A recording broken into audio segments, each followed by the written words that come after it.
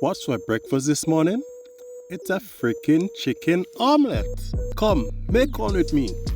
We have our eggs, cheese, chicken, peppers, tomatoes. Everything is ready. Break 4 eggs in a bowl. Add some salt, brown seasoning, garlic powder, and some flour and mix together. Now cut all your vegetables, which should include your peppers, tomatoes,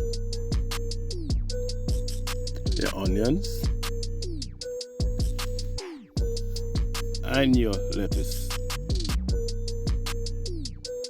Now mix all your vegetables with your eggs and stir well. Now we will add some butter to a hot pan. Once the pan is hot enough, we will now add our mixture. Now cover with a lid and leave on slow fire for about 3 minutes. Now it's time to add your cheese and your chicken, and it's looking good. Use a spatula and carefully flip one side of your omelette over. Now we're done and ready to serve. Looks nice and tasty. Let's have a bite. Wow, real good.